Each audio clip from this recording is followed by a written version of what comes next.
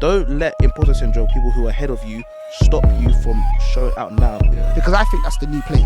It's going to be the new play to get on the property ladder, in my opinion. What's that? But if you can give us like 3 good locations for us, for people to investigate it. We had a group chat with 6 of us in there. We had like 13 properties. Amongst the 6, yeah. So basically 2 each, and like 25 basically. That's really, really good. You with 4 houses in 4 years. Someone there is on no houses in 4 years. Yeah. Watching that, be like, wow, that is something I want to go up to. So, guys, just for everyone out there right now. And effectively, they paid my mortgage and then some. So I'm making a profit. So you're living for free. Living for free and I'm getting some money. Yeah. Yes, people, it's that time of the week. It's that time of the day. It's purpose-led time, so you know that we're here to stay. Look here, guys, we've got an amazing, amazing guest today. Our brother, our friend, an amazing guy. But you guys know I'm not going to do one small introduction. We've got a WrestleMania introduction. So let me go into what we like to do. So, guys, introducing Mr. Teo. Who is he? He's a property entrepreneur. Wow. He's a TV personality, been on BBC, Channel 4. ITV, all of them. He even said that, I quote, guys, open your TV, he's there. He's there. Go find him. As well as this too, he's been in many magazines. I'm talking about Daily Mail, Daily Mirror, Zoopla. All of them, he's been there. He's a speaker. In fact, we actually saw you for the first time, we'll talk about it later on, at the EYL concert or event last year. In front of thousands of people. Thousands of people. Concert, you know, that's funny. It was a financial literacy concert. Yeah, literally that. But guys, without further ado, join us to introduce our amazing guest today. Teo, how you doing, brother? I'm good, man. Thank you for having me, man. Welcome. Thank you for having me, boys. In a new studio. Yeah, New man. studio. Look Nice, at innit? Yeah, man. I took their business cards. Guys, you guys weren't doing this right, but basically we showed the other studio beforehand. It was one camera. It wasn't even a camera. It was like a recorder. A camcorder. You gotta call it correctly. Old school thing, but Camcorder. we're here right now. We've got a little. The budget has been increased a little bit. You see it? Small. So now we're here, man. With Bricks, man. But glad to have you on today, bro. Man. Pleasure to be here, bro. But bro, let's go straight into it, man. Because obviously, time doesn't permit. You know what I'm saying? Yeah. But bro, let's go straight in. You're in the property. I said you're a property entrepreneur, right? Yeah. How did the journey in property even begin for you? Depends how much time you got. If I give you a brief overview, when I was in uni, I studied economics, so I had a decent understanding of like money, investment, so on and so forth. Yeah. Came out of university. I didn't get a great job straight away, but I knew I wanted to get into banking. I couldn't get into banking through a graduate scheme, just because I didn't have the sufficient. I don't think my uni was good enough. I went to Portsmouth, so I kind of had to work my way up, basically. But I guess one thing I learned when I was studying economics is that I knew that your salary can only take you so far. When I was looking at what jobs I wanted to do when I came out of university, or even before university, you look at doctor, it's X amount of thousand. You look at accountant, it's this amount of thousand. You look at banking, it's this amount of thousand. And it just felt like everything was maybe under 60 and under, innit? Do you know what I'm trying to say? And obviously there's some that are a lot more, but it felt like a lot were like that, innit? So it's kind of like, I learned in this life, you got to kind of make your money work for you as well. And I read that in a book, Rich Dad, Poor Dad, which I'm sure a lot of people have read in it. So you just got to make your money work for you. So I said that, you know what, I need to invest. And when I was in uni, I used to like to buy cars, innit? And you show out a little bit in uni, innit? You know what I'm trying to say? It's so funny. You show out with an Astra. But in uni it was like that, innit? So, but obviously studying economics and in real life terms, every single time you sell a car in them times, you're losing money on it. So it's like, cool, when I come out of uni and I'm saving, I need to buy something that's going to increase in value. And property is one of the big ones. As you know, property does really, really well in the UK. It's documented, the history is there, and it will continue to do very, very well as well. It serves two purposes as well. You put a roof over your head as well as it being an investment. So I was very keen on buying my first home, especially after the independence of university as well. You go back to your mum's house, you lose a little bit of that independence, you know what I'm trying to say? So I was very keen on buying my first home. So I did that and I moved out of London. I moved I moved to like Kent. Straight after uni, you bought a yard? No, not straight after uni. So uni, I finished, I was 21. I bought a yard when I was 22. Man. Yeah. Catch up. Yeah, but that's efficient, bro. Yeah. Do you know what it is though? I will say one thing, which I say sometimes as well, is that it was a little bit easier for me. The reason why I say it was a little bit easier for me is that I grew up in like Southeast London. Yeah. Lived in Borough, Oaken Road, Peckham, Lewisham. But by the time before I went to uni, my parents lived in Orpington. Okay. I know you know where Orpington is, but Orpington, you're on the outskirts of London. Do you know what I'm trying to say? Just within the M25. And everybody, as young black males in the UK, a lot of our friends live in London, Catford, Peckham, so on and so forth. And it's funny because when I lived in Orpington's not far now. Yeah. It's not deemed as far now. Yeah. But back then, Orpington was far. Really? Yeah, bro. My brother's in Catford now. You live far. Yeah, it's insane. Yeah. Maybe because we're taking bus or cycling. Yeah. Do you get what I'm trying to say? Yeah. But Orpington's far, bro. So I've always been, quote unquote, far before I even went to uni. Yeah. So my mind was a bit more open. And I say this because I understand. I think that empathy is very, very important. I understand why someone who lives in Old Kent Road today, moving to where I moved to, Sittingbourne, it's a non-factor. It's a non-starter. It shouldn't be. We got to get our heads around it. But I understand why moving to somewhere where it's not even on the zones when it comes to travel card. You can't even get travel card out there. Foreign, it's foreign, innit? But for me, I was already far to the man. Okay. So that helped. It did help. Yeah. And that's one kind of, I'm a very glass half full kind of person. Of course. So where that was a quote unquote disadvantage, man saw the benefits in it. 100%. And that's what helped me be more open to moving to Sittingbourne. So I moved over to Sittingbourne and I lived in the house. And I used like principles that I'd learned. For example, when I was in university, my landlord used to obviously rent it out room by room. So when I moved into no vibes. Exactly that. So when I moved into my first home, I lived in one room because I was used to that. Because in uni, I live in one room. Yeah. In my mum's house, I control 1 room. Minute. You know what I'm trying to say? So, once you put the TV in your room, it's like you don't really. You know what I'm trying to say? It's like I'm in the room or I'm out. You know what I'm trying to say? So, I bought a 3-bedroom house. Okay. Lived in 1 room and rented out the other 2 rooms. Pause. So you moved to Sittingbourne. Yeah. Did you get a house straight away, or you rent? No. I bought I bought a house in Sittingbourne. Okay. And moved into it basically. And how much did you? What, if you don't mind asking? Yeah, always numbers, bro. The thing is, I'm very, very transparent with numbers because numbers allows people to learn. Yeah. Do you know what I'm trying to say? I can say I moved to Sittingbourne. It's not tangible. It's like you can't hold on to it. Do you know what I'm trying to say? Yeah. And I think that's very, very important for people to learn. So at the time, can't get it now, but I bought the house in Sittingbourne for 150k. Wow. 3-bedroom house for 150k. You say wow now? That's really good. But then back then, no. But you say wow now, but I still feel that back then, even when it was 150k, people might have still said Sittingbourne's too far. Right. Do you get what I'm trying to say? Yeah. Were you working in London, or I was working in London. Was it a far journey to Sittingbourne?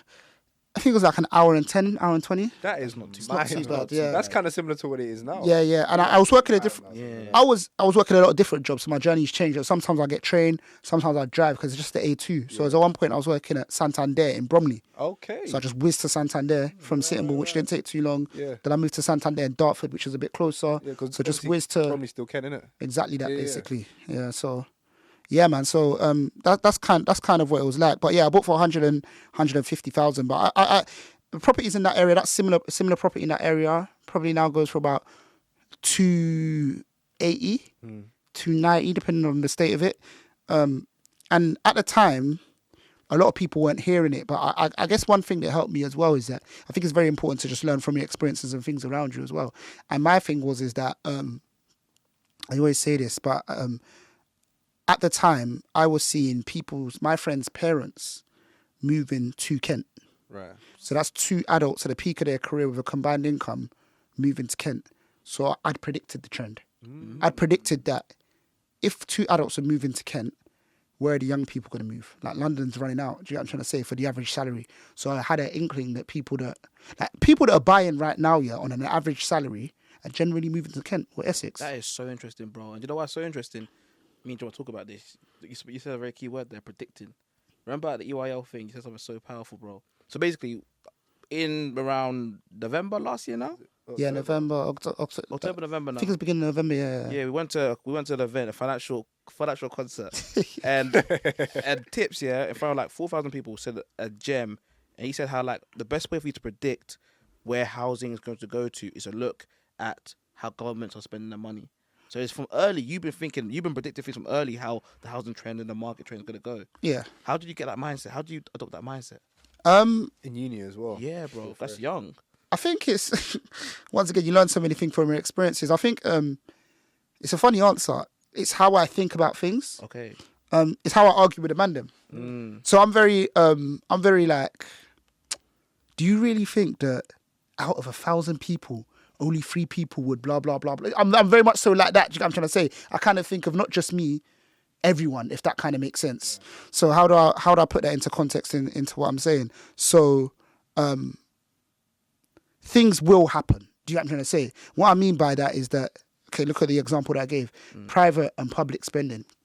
If the public, it's just like everything's like a chain, isn't it? If the public is building a new bridge, they're not going to build a bridge. The public, if the government is building a new bridge, they're not building the bridge without working out if that bridge is going to be useful.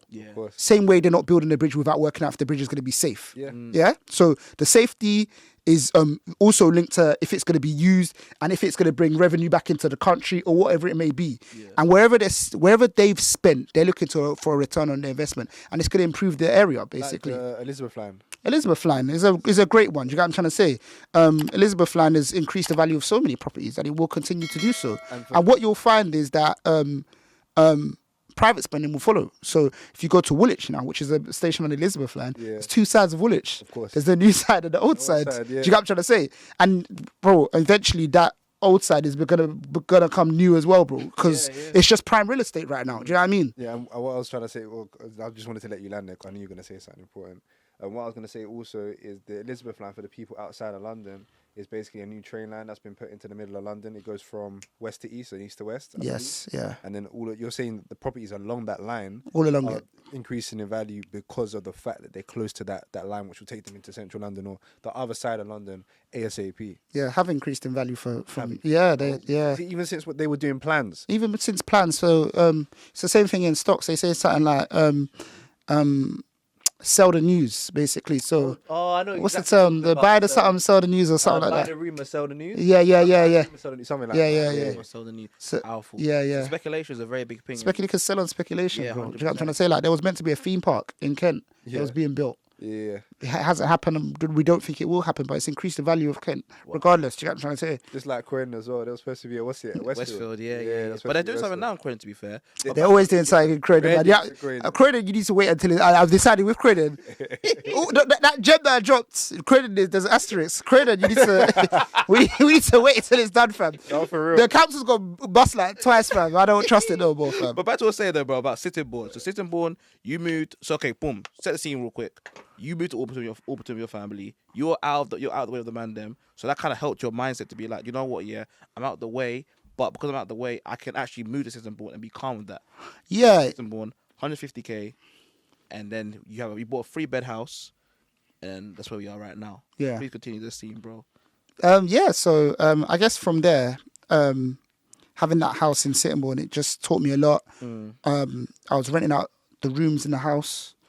Okay. From like month 2 of being in the house. Really? Yeah. Because obviously, how do you find people? There's a website called Spare Room. Okay. Yeah. So you use Spare Room to find housemates, and renting out rooms in your house, right? I'm someone who I do stuff when I can. I know that when I have a family, I can't rent out a room in my house. Yeah. And I'm happy to wait until. So if you buy a house, a 3-bedroom house, a part of you wants to enjoy the whole house yourself. It's my house, blah, blah, blah, blah. But I'm very comfortable in pushing stuff back. I just feel like you can enjoy it later if you... Do you know what I'm trying to say? Yeah. I'm someone who really enjoys the process. So, for example, I can live in a house that I'm renovating because I'm charged up by the fact that this house is going to look peak later. Yeah. Does that kind of make sense? What's that? Long-term gratification? Delayed gratification? Delayed gratification. Yeah. So, I know that I can't rent out rooms in my house and make a profit off my house when I have a family. Yeah. And I'm going to spend the majority of my life with a family. Well, that was my thinking, thinking by God's grace. So I was thinking, while I can, let me mash off this house, basically. Do you know what I'm trying to say? So I rented out 2 rooms. It's not like bare people were coming down to Sittingbourne anyway. So I rented out 2 rooms, and effectively they paid my mortgage and then some. So I'm making a profit. So you were living for free, and getting some money. Yeah, do you know what I'm trying to say? So that as well as my income from work, as well as equity in the property as well, allowed me to go into property 2, then property 3, property 4, so on and so forth, basically. So, talk to us. Okay, cool. So you moved to Istanbul. How long did it take you to get your first, let's say, 5 properties? How many years? How many years did it take you from the time you started? How do you know I got more than 5 properties? I'm just assuming, bro. You look like a more than 5 First 5 properties, properties. That never happened 5. before, you know. So, actually, question. Yeah. I have to throw it back. First 5 properties, 5 years. I remember that because I remember I made my first YouTube video. Yeah. It's funny. Social media is a funny thing. My first YouTube video was 4 houses in 4 years. Yeah. You know what I'm trying to say? I think this is an important message, actually. So, my first YouTube video was 4 houses in 4 years, yeah. I knew why I was making YouTube videos. I was making YouTube videos because the people directly around me started buying properties as well. And I'm someone who, I don't wait till I reach my destination till I let people know what's popping. I can find out something about today. I'm still learning. Yeah. But I'll phone you and be like, raw, I found out about this thing, blah, blah, blah, blah, blah, blah, blah. Do you know what I'm trying to say? Yeah. So, the people around me, it's not even that I'm putting them on because they're on the same level as me because I'm actually learning with them. Yeah. Do you know what I'm trying to say? But I'm realising that people around me are buying as well at very young ages as well, which is very, very abnormal against all odds. Do you know what I'm trying to say? We all got properties in Kent. I always say there's a group chat of us. We had bare properties amongst us, innit? Wow. Do you know what I'm trying to say? So, How many would you say you have amongst you guys? I think I say this quite a lot. I think there was... we were young, like maybe like 25, 26, and we had a group chat with 6 of us in there. We had like 13 properties amongst the 6. Yeah. So basically 2 each, and like 25 basically. That's really, really good. Yeah, especially as a collective. So it was really, really good. Were you guys doing JVs or was it all separate? All separate. No, Wow. it wasn't amongst ourselves. Okay. All separate. Would you recommend joint ventures with the man them? Definitely. Yeah. Definitely. It's the time. Do you know what I'm trying to say? Right now, look, numbers don't lie, innit? What's the point I was making? I'll come back to the point I was making in a second. But numbers don't lie, innit? Like, if you want to know whether you need to do a joint venture or not, find out what it takes to buy a property. I can tell you right now. So to buy a property, you need roughly 4.5 times your income. Okay. If you want to buy a residential property. What do you mean? Your monthly income? Your annual income. Annual income. So roughly 4.5 times your income. So the average salary is in the UK is 25k. 20, but let's just say 40k. Okay. Let's just say someone's on 40k. Okay. So if someone's on 40k, they need 4.5 times. They'll borrow 4.5 times their income. Yeah, which means that they'll get 180. Is that right? 48, 12, 16, Yeah, 180. 180. Yeah. Jeez, peak. I always take my time with it because I can't be saying it wrong on camera. So I was triple checking it. 180. Do you know what I'm trying to say? The average house price in the UK is 280. Damn. So have you got a 100 bag deposit? I don't. Not yet. Not yet. What I'm saying. So what's the other option? Buy to let. Buy to let property. You need 25% deposit. And buy to let, what's that? Buy to let is when you're buying a property to let it out. Buying it for the sole purpose of letting it out. Yeah. Is that what your first property came under? No. My first property was a residential home. Okay. But you're allowed to get lodgers in a residential home. Okay. So because you're still living in the property, you're allowed to get lodgers. I see. Okay. But in buying to let, it would mean you'd be buying it to rent it out. You wouldn't be staying there. Yeah, you wouldn't be staying there. Yeah, that's correct. Yeah. So buy to let, you need a 25% deposit. Okay. Which means that the average house is 280. That means that 25% of 280 is 70k. £70,000. You know what I'm saying? £70,000. I'm saying. Okay. So you need a deposit of 70k plus all the extra fees. Annual 70k per annum. No, you need 70k deposit depot. 25%. Oh, bad. Yeah, do you know what I'm saying? Do you know what I'm trying to say? So with those numbers, it's like, I think the trouble with property in the UK is that no one actually wants to go and find out what it takes. Yeah. Do you know what I'm trying to say? Now that I've told you that, what do you do if you actually want to buy a property? Do you keep trying to save and chase the market? Yeah. Or that's a good point. Chase the market because it's gonna go up, bro. Yeah. Do you know what I'm trying to say? Do you keep trying to save and chase the market? Yeah. Or do you do what I did and instead of buying something at 280, I said let me get something at 150, which is now worth about 280. Clever. You know what I'm trying to say? It's always gonna go up 2. It's always gonna go up 2, isn't it? History shows. Or the next thing, but the problem is that now in any real commutable distance, back when I was doing it, there was properties for 150k in a commutable distance because I'd still say Sitmore was commutable, but it's kind of not the case anymore. Do you get what I'm trying to say? So I'm very big on co-buying. Do you get what I'm trying to say? Some people, both of you live with your parents at the moment. Yeah. So if you was to move out, which a lot of people have done and a lot of business partners have done, you two might rent a property together. if you're renting a property together, that's a semi-long-term agreement. Why don't you just buy a property together? How about that? Do you get what I'm trying to say? Why don't you two just buy a property together? And I'm not saying you two, but you get what I'm saying. It's an example. Buy a property together. You're living in it as housemates. Get a declaration of trust that just says that we're buying this property together to just get our foot on the ladder and build some equity. We both agreed to sell this property on this date in 5 years. Done. Do you get what I'm trying to say? Yeah. Because I think that's the new play. Okay. It's going to be the new play to get on the property ladder, in my opinion. What's that called then? That's just you two buying together. It's a joint venture. And you could do it on a buy-to-let basis, or you can do it on a residential basis, whichever you prefer. Maybe you want to buy the property together and you want to let it out, you want to rent it out basically, and both of you stay in your parents' house. Maybe you want to do that. Do you know what I'm trying to say? But That'd be buy to let. That'd be buy-to-let, yeah. And the residential would be us staying in there together. Exactly that, yeah. So let's go. Oh, so go on, bro. I was going to ask one question off the back of that, because as an entrepreneur, I understand that you can't always, like, when it comes to even renting, you can't always pay like month to month. Sometimes you have to do like 6 months up front, like 12 months up front, that kind of stuff, because there's not much proof of like consistent payment. Unless you got your business like pat, and then it's like you got employees and all this kind of stuff, and you got like years of experience and like paychecks to show that you get X amount. So what would be like the step by step for an entrepreneur doing that? So this is in terms of you getting a mortgage. Mortgage, essentially. So this is another thing where I say that people don't check, because that's not actually the case. You can get it with 2 years accounts. If you've been trading for 2 years, 2 years accounts is the standard. Some lenders will allow you to do it on 1 year's account. Okay. So some lenders are. Because I was thinking in terms of renting, because that's what I've heard in terms of renting. Yeah. But you're talking about mortgage. Yeah, I'm talking about mortgage. But even in terms of renting, what you're talking about, renting a place basically. Renting a place. Renting a place privately. If you were to rent a place privately, there's always ways to get around that. For example, all of my properties are self-managed. So I will vet you myself. Okay. So you can go direct to landlord and they'll vet you themselves under their own rules. Instead of going through a real estate. And if a real estate agent's rules are too strenuous for you, just contact a landlord directly. You can contact landlords directly on like Open Rent or on Gumtree or and stuff like that. Do you know what I'm trying to say? Wow. Interesting. Okay. Just bypass that. Someone like me, I tell people I vet all of my tenants myself. I tell them to send me your bank statement and your pay slips. If you're self-employed, I'll just say send me your bank statement so I can see the income coming in over a long term period. Yeah. And I can see what else you're spending your money on. But before I forget the point that I was going to make here, so the reason why I remember, I know it was 5 in 5 years, because I made a video called Four. That was my first 4 houses in 4 years on YouTube, innit? And it's funny because I knew that I was helping people around me, and I knew that I could help even more people. So I'm venturing into social media. I've never done social media before. But I'm also very, very aware. And I'm aware that 4 houses in 4 years is a good tagline. But I'm also aware that some man are doing 40 houses in 40 days. Yeah. Very, very aware of that. And I feel like a lot of people ain't aware of that kind of stuff. But I'm one of these people that I'm very, very aware of who's doing really, really, really, really well, because that's who I'm setting my eyes to, innit? Okay. And sometimes it comes as you start getting imposter syndrome. Yeah.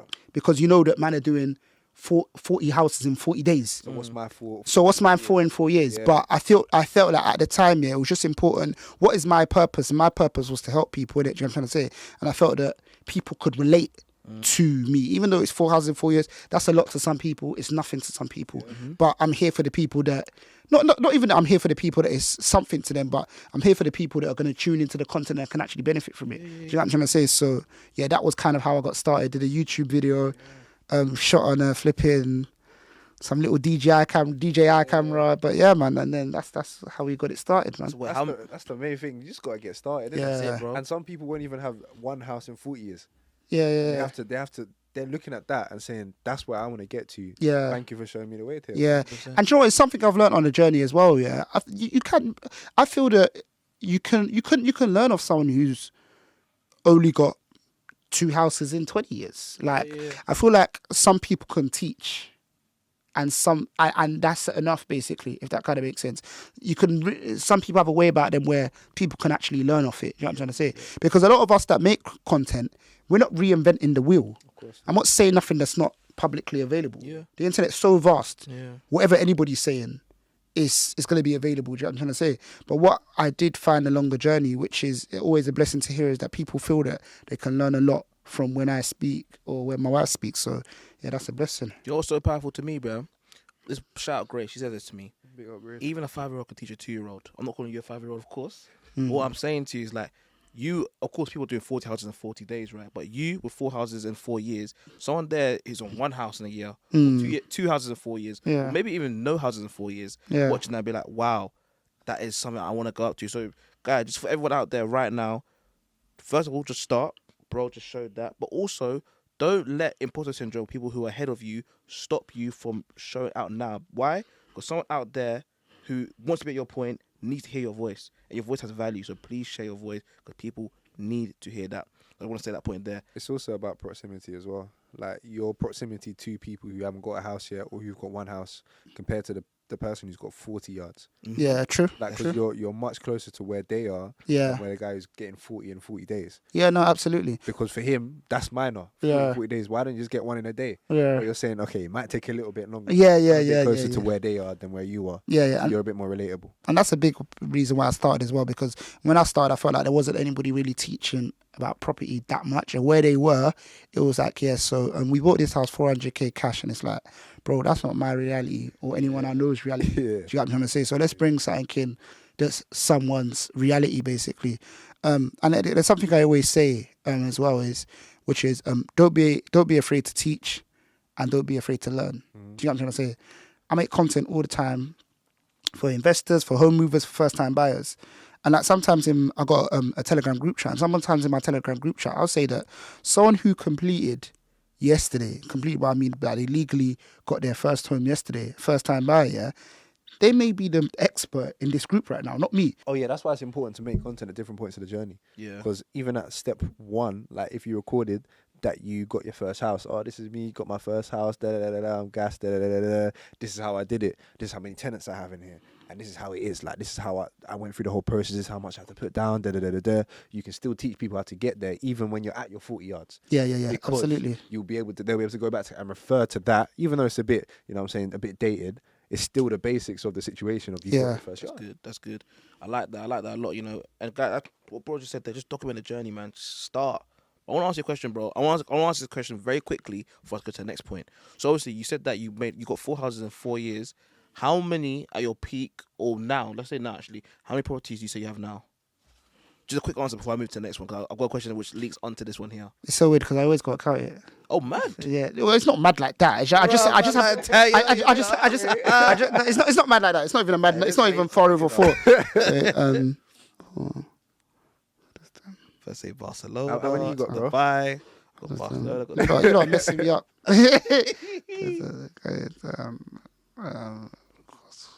Seven. 7. Yeah. 7 right now. That's dope, man. That's 7. That's dope, man.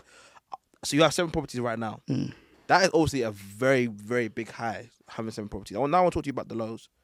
Because obviously all businesses, there's highs, there's lows, coaching, entrepreneurship, whatever you're doing, even the corporate space, there's always highs and lows.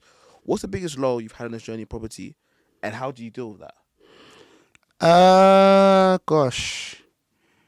Do you get asked that question a lot? No, I don't get asked a lot, but I think that property has a lot of property doesn't necessarily have lows, and I guess I've been fortunate to be in a position whereby the market's done very, very well during property. But what property lows don't feel like lows; they just feel very, very stressful. Okay. Do you get what I'm trying to say? Okay. So what I mean by that is that you got a tenant that's come in and they don't pay, and they're messy and so on and so forth.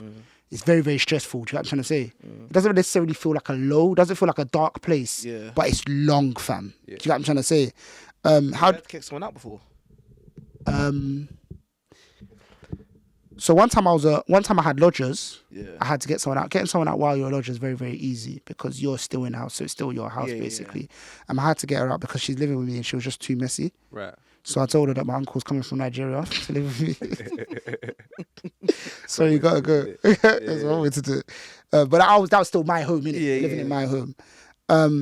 Otherwise, did I? No, I haven't got someone. Someone left. It was like a blessing from God.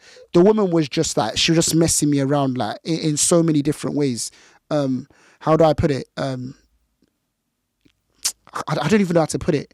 It was just such a stressful time though. It was jarring. Yeah. It was just such a stressful time, but she left basically. So I've never had to kick anyone out. And the reason why I think that, and this is why I always tell people that exposure to something can really, really help you. Absolutely. So when I was living in the house and living with people, that's kind of taught me about tenant selection and so on and so forth. You get what I'm trying to say? Vetting them beforehand. Vetting them. You literally live with your target audience. Basically, so I kind of know how to kind of like select and so on and so forth. What I'm looking for, basically, you know what I'm trying to say. I'm one of these people that when I let out properties, the rental income I get, the profit I make, I don't use that for anything. I literally put it aside so that, because I really want to be as passive as possible. Yeah. Especially when my properties were typical buy-to-lets, which means that it's just simply, I've got a house, I rent it out to a family, and that's it basically. So the excess from the profits that I'm making, I literally put it aside because I want it to be as passive as possible. Yeah. If a washing machine is well and truly broken and busted, I'm just ordering it next day with the excess profits, and that makes it passive. Do you know what I'm trying to say? So people end up getting tug of war with their tenants because they've been using that extra £700 that they're getting from rent to like pay their mortgage or pay for a car or something like that. Do you get what I'm trying to say? So when your tenant say that my washing machine's bust, you're like, it's not really busted. When you look at it this way, you just go back the side twice. You go back the side twice and then just rejig it and then it will work in it. So from each of your yards, like let's say for example, each of your houses, your 7 yards houses, you take the rental income, the money that you make off of it, and you put it into like a pot. Yeah, so basically, so not necessarily a pot, but I do use how do I put it? The money none of the money in any of the properties is used for any of my monthly expenditure. Right. Does that make sense? Yeah. Not an energy bill, not my mortgage, not a car, nothing basically. Do you know what I'm trying to say? You don't need it to survive. Exactly that, basically. Exactly that, basically. That's kind of how I wanted to set it up. Good position to be in. Yeah. So obviously, no, go on, bro. Go on. No, I can't. Because you're talking about, so that's the high. That's a lovely high to be in a property. Yeah. Right? Like your money's working for you. Yeah. You don't need it. Yeah. But my thing is though, what would your advice be for someone who wants to start? What was the What would question? your advice be for someone who wants to start in the property game? It's a strenuous game, and I know that you want an official low, and I think that it's very. I don't know. Is it hard for people that are glass half fulls to talk about lows? I don't know. Do you get what I'm trying to say? Like, because a low for someone, like for example, pandemic. Like one of my tenants just couldn't pay. I lowered the rent for him. He couldn't pay. I'm actually, and even when I lowered the rent at some points, there's no rent coming in. So I'm taking an L on that every single month, innit? But that's just like you roll with it. For me, that's life. I'm not really I don't know how to put it. I wouldn't call it a low. It's an L. So maybe we talk about L's. Because even like when I'm like the Ellen property is just like bare stuff can go wrong in 1 month, bro. The boiler bus. And the thing about the boiler busing is that when the boiler bus, it's like sometimes you're looking at it that way. Does it really need to be fixed? But it's hot water, innit? It's hot water and heat. They need it. Do you know what I'm trying to say? So I did actually a video because I think it's very, very good to talk about your L's, innit? So I did a video of like 1 year of expenses. Check it out on YouTube. Brickzwithtipz. But I did a video of 1 year of expenses on 3 different properties I got, so you can see what it's like. So it's kind of what you're alluding to. Yeah. So 3 different properties, you can see what it's like. One property had hardly any expenditure. One property you can see in like in the space of 2 months. The oven bus, the boiler bus. What else was it? Had to fix the security alarm. Like the boiler was like 2,700 to fix. Yeah. The oven, I just got a cheap oven. I think it's like 350. Okay. The fire alarm system had to be decommissioned twice. That's like 120 a time. And bear in mind, you're still paying bills on that. Yeah. And I think that was during the pandemic as well. So the rental income wasn't fully there as well. So it can be strenuous, innit? You know what I'm trying to say? But there's different. I think property is rewarding as well, innit? You just got to be committed to it, basically. So for the properties, what you're more so doing is getting that capital appreciation. Capital appreciation, what I'm big on, yeah. Yeah, and can you explain to the audience what that is? So capital appreciation, so I'll give an example that I bought a property for. My first property was £150,000. Now, capital appreciation is when your properties go up in value. So that property now is probably worth about £280,000. So it's appreciated by 130. Nearly 100%, bro. Yeah, nearly 100%. Yeah, 130. Yeah. You meant to do your numbers thing. Bro, I can't do that. That's like 100. That's like 80%. Yeah, 80% yeah. How many years? That one's been 7 years. 7, 8 That's years. Guys, 7 houses in 7 years. Maybe, yeah. That's another video. Yeah. Wait, guys, are you deep in that? So that was 7 years ago you got that property. Yeah. Guys, are you deep in that? It's 7 years of getting a property in Sittingbourne. Sittingbourne, yeah. You don't know, okay. He got a property in Sittingbourne 7 years ago, and in 7 years it's gone up by 80%. Guys, London's not the only way to live, you know. But the thing is, the thing that people really need to understand is leverage as well. I always tell people, I'm for all sorts of investments. Yeah, I'm all for stocks. I got stock portfolios myself. But I guess the thing with property that people love is leverage. Do you get what I'm trying to say? So I always put an asterisk next to this because I actually cannot remember how much I put down for my first house. But let's just say I put down, with fees. But let's just say I put down around £25,000. Yeah. That, and bear in mind I wasn't paying a mortgage from month 2, and it's been the same since all the way. Do you know what I'm trying to say? Wow. So I haven't paid any mortgage. So that £25,000 has made 130k. Do you get what I'm trying to say? Yeah. So it's not the 100. Yeah, you see what I'm saying? It's your return on the actual capital that you put into it. And that first house, I ain't done no work on it as well. I've been telling you, bro. You have to make that course, bro. I'm saying on camera, bro. People need to. And the thing is, people want that. People need that, bro, for real. Because they're going to be hearing you. They'll be like, okay, where can I find this out? And of course, they can join your stuff. Like, you put stuff out there. But then some people just want to step by step, and you give them that step by step. Facts. 7 houses in 7. That's a good title still. Yeah. 7 houses in 7 years. But back to what I was saying though. So you said the L's for you was like the COVID times. People were able to pay their mortgage, their rent, etc., etc. Yeah. And then we asked you a question. What will your advice be for someone who wants to join or get into the property game? Look at what good looks like. Find out what you want from property first, actually. Vision. What do you want from property? Yeah, vision. And when I started in property, I didn't have vision. I'll admit that. Property is good. That was my vibe, innit? Yeah. Good. Property good. Limited downside. Yeah. So I didn't have that much vision, and I advise people that are coming in now. What is your vision? Do you want a retirement pot? You don't want to work too hard on your retirement. Maybe for that reason you're focused on capital appreciation. Yeah. Do you want to replace your job? You're sick of work. Maybe you're focusing on rental income, things that cash flow really, really well. Do you get what I'm trying to say? What is it that you want out of property? Do you want a legacy? You want something to give to your kids? Maybe from earlier thinking about how you're going to structure that, trust, so on and so forth. So it's all about what you want, basically. Yeah. And that kind of lead you to what investment strategy you got. Next thing after you decide what you want, you look at what your resources are, basically. Now, property in most cases is high capital required, but there is a lot of property things, property investment strategies that you can get to that don't require high capital. Things like rent to rent, or deal sourcing is a great thing to get into. And the thing about these things is that these things get you so submerged in the property space as a whole, so that when you do have the capital, now you've got some know-how. Do you know what I'm trying to say? You've been doing rent to rent, you kind of know what to expect in a property, what good looks like, what good doesn't look like. If you do deal sourcing, you know what deals stack because you've been selling these. Do you know what I'm trying to say? So when it's finally time for you to put in your 50, 60K, you know how good it is on a scale of 1 to 10 because you've sold 100 of them. And what is deal sourcing? Apologies, yeah. So rent to rent is basically an arbitrage, right? So you rent a property off, I'll rent a property off you for £1,000 a month. It's got 3 bedrooms.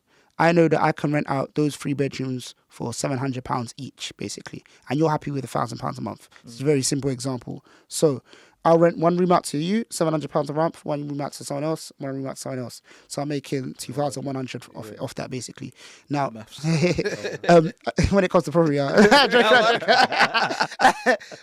now obviously with that, I'll still have, the difference with that is that I'll have bills to pay as well. So I might have to pay council tax, NEG bills, so on and so forth. So my expenditure might come up to 1.5, let's just say. Yeah. But I'm still cleaning 6 bills off a property that I don't own. So I didn't have to pay those stamp duty. I didn't have to do this, that. You just have to manage it. You just have to manage it, basically. What a lot of people are doing now is I might rent that for you for £1,000 and I might put it on Airbnb for £100 a day. So pause. The rent to rent, is that the same? Rent to rent, is it the same as HMO? You can do rent to rent, or you could do rent to HMO, or you could do rent to serviced accommodation. Wow. Yeah. So there's different versions. So I could rent a 6-bedroom house off you. Yeah. You were looking to rent it out to a family for £2,000 a month. I'm like, no, I'm going to come in. I want to rent it out room by room. So I'll give you your £2,000 a month. Yeah. And I might rent it out for 8 bills a month. For 6 rooms. For 6 rooms, basically. That's what, 18, 24, 4.8. There you go. 4.8k. Yeah. And then So these are rough examples, though, just so you can get the concept. okay. And then deal sourcing can be done in a number of ways. You can deal source all different types of property deals. Deal sourcing can simply be, I found this buy-to-let property. It's worth 300k, but the vendor, the person selling it, is willing to take 240. I know that because my friend works in an estate agent, and they told me. So there's almost always some competitive kind of edge, or you've gone out and you've been willing to make that deal. Do you get what I'm trying to say? I know that it rents out for this amount of time. Now, Rob, you don't have access to this deal, so I'm going to sell it to you for 4k. Yeah. If you want in 4k for a 60k decrease, 60k below market value. Yeah. All right, cool. So you'll pay me the money. But what I was talking about, that 6-bed HMO, Yeah. I might be able to find. Say you say to me that this 6-bed property, I want to rent it to a family for 2,000. Now, if I'm a deal sourcer, I might say, all right, cool. I don't want this deal, but do you know what? I know John's looking for something like this. Yeah. So let me sell it to you for 3k. You already know that you're going to be making, what did we say, 2,600 a month profit. You said, in it, 2,600. No, wait, no, we didn't. Did we say that? There's something. It's Two- going to be money. Basically, 4.8. 4.8, 2,800.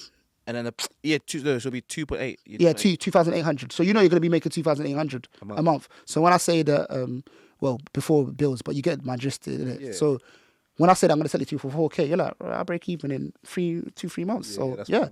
I'll pay you the 4k. And that's what deal sourcing is. But in the process of doing all of that, once again, we spoke about exposure. So you've done that 10, 20, 30 times. By the time you made your stack, you know what a good deal looks like. And you have enough to buy a good deal. You know, have enough to buy a good deal. And you've got contacts. Yeah, connections. Yeah. That deal that I sold to you 3 years ago, how's that going? You're going to tell me, yeah, it's still going well, man. This area's popping. Yeah. So now it's like I sold that deal to you 3 years ago. I know that area's popping. So now I'm going to come there and source a similar deal. But now I've got the capital to actually do it. Exactly, do it You know what yourself. I'm saying? Powerful, man. That is so smart. Just the ways to get into property are so interesting. So wait, are you only focused on buy-to-lets, or what's your focus then? So my focus is, I'm very, like you mentioned, capital appreciation. So a lot of mine are buys and holds. Okay. But you got to change with the times. A property investor is someone that's forward thinking. You got to move with the times. Do you know what I'm trying to say? So one of my most recent properties was a HMO. Okay. Simply because it needs to cash flow a bit better because of interest rates have gone up, basically. So I got HMO in Hull, basically, because it's a student town and it cash flows really, really well, basically. So I got a 5-bed HMO up there. Don't let The other- that go over your head. He just gave you a gem. Yeah, so you got to move with the times. Similarly, so I mentioned that a lot of my properties are buys and holds. So some of them were simple buy-to-lets. Now, some of my simple buy-to-lets are doing quite well, simply because they're on typically low interest rates with high rents. So that house in Citybone, just for context, the mortgage on it is £250 a month. Wow. Sorry. Yeah, 250. and I get 1,200 rent Goodness in great. Sittingbourne. Do you know what I'm trying to say? Yeah. What's that, like 950 or something like that? Yeah. But the property is not low maintenance, it's no maintenance. Wow. I don't go there, I don't go to Sittingbourne, bro. Do you know what I'm trying to say? That bill just I got a family there. I spoke to him today. Needed a little bit of help sorting out something for the council. Sent it to him like we WhatsApp in it. Do you know what I'm saying? Yeah. It really is no maintenance, wow. not low maintenance. But not all of them are like that. And that interest rate is eventually going to change when it expires. So you got to kind of be forward thinking. You're not reactive. You're proactive.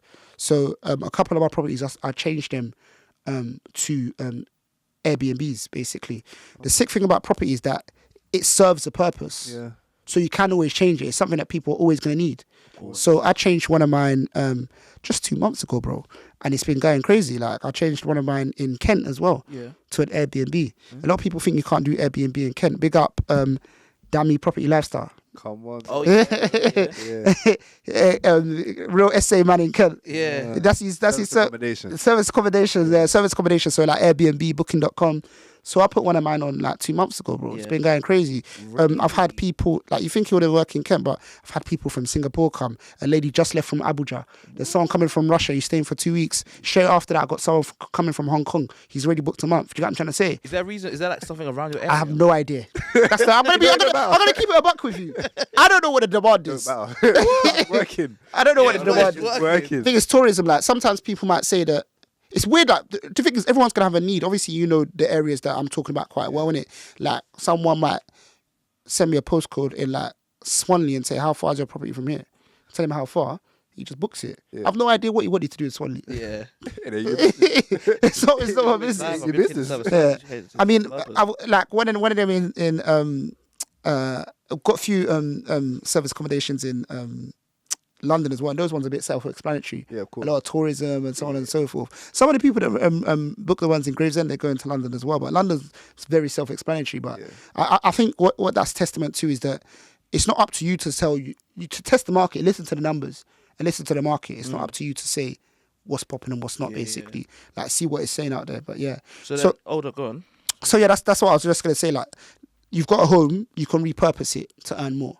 So I've done that for that one, and it's earning way more than it was on rent, basically. Interesting. What's the difference in how much you're making, if you don't mind? No, of course. So if I give the example of one of them, the one in Gravesend, it's a 2-bedroom house. It was getting, so that's the one that wasn't making peas in the pandemic. So at one point, it was getting $850 in the pandemic a month, which is you were still making money on it though. Yeah, I was still making money on it a little bit. And then I upped it to 1.2. And really and truly right now, I renovated it recently. So really and truly right now, I should be getting 1.4.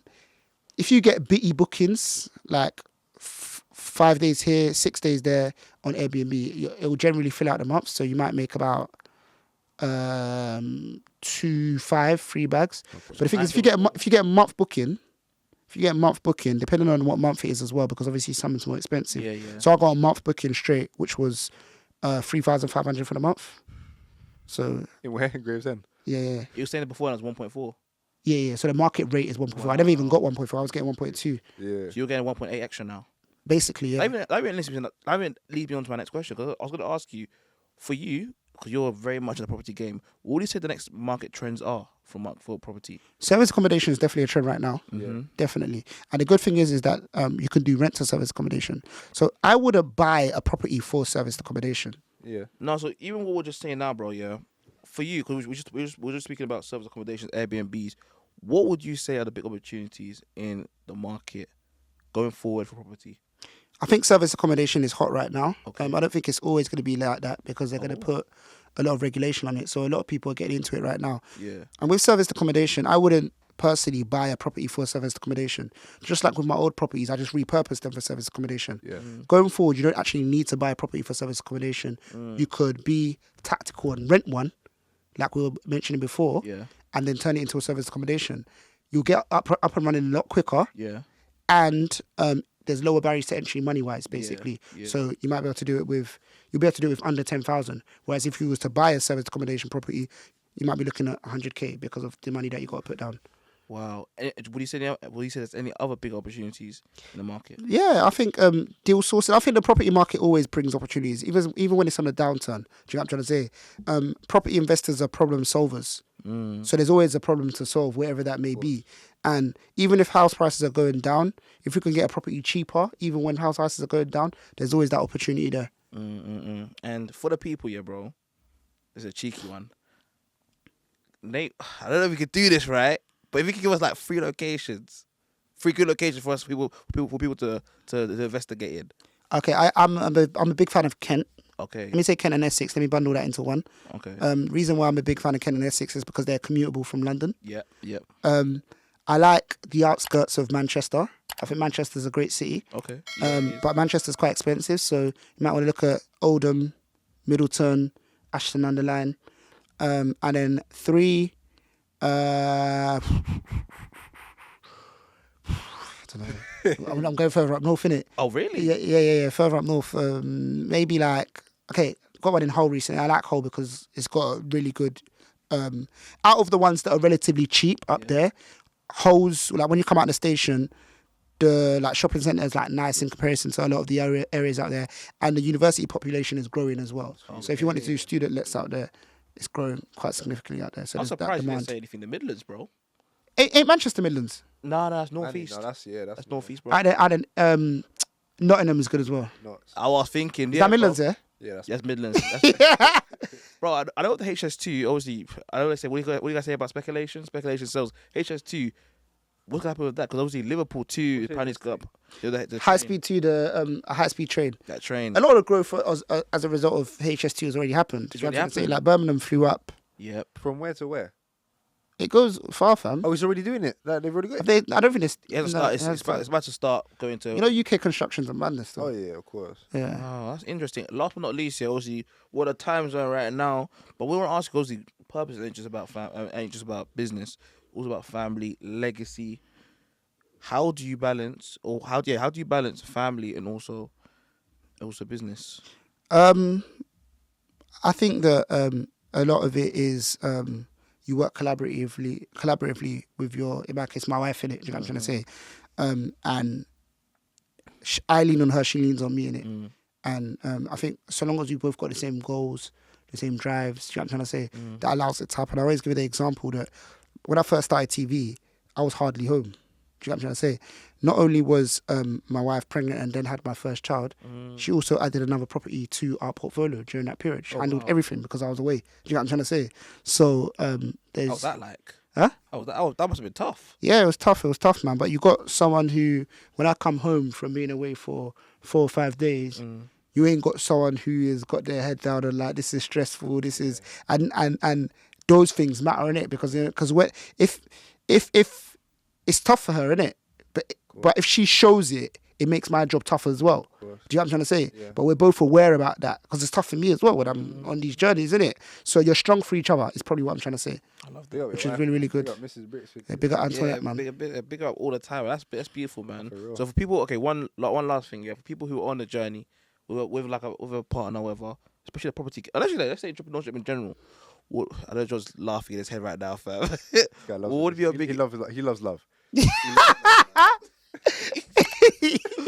Nothing to say. He got time. What do you say a big tip for someone who is in the property game, also in entrepreneurship with a partner? Because you're saying very clearly how your missus understood the game. Yeah. She understood how it was, which is very important. But I want to ask for you, what's your opinion for that? You need to be with someone, and this goes both ways. Someone who understands delayed gratification as well, because being an entrepreneur doesn't happen overnight. You really got to sow that seed, and you got to allow it to grow, basically. So you just got to be with someone that understands that, someone who's going to help you grow as well. And yeah, just someone who is willing to build with you. I think building together is very important, especially as Londoners, man. Do you know what I'm trying to say? This place is not easy. You know what I'm trying to say? Not cheap. So you literally got to be able to build together. But I think that's really, really important. I like that. But yes, people, look, yeah, it's been an amazing episode. I've enjoyed myself. Have you enjoyed yourself, bro? Enjoy myself, bro. But guys, it's that time of the week. Have an amazing week.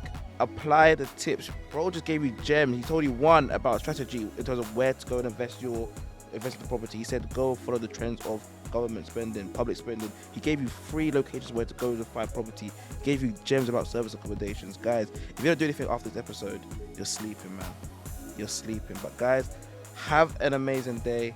Have an amazing evening. Go share with someone who wants to get into property, or if someone who's just interested in entrepreneurship, or just in general in purpose. And have an amazing day. See you soon. Peace out.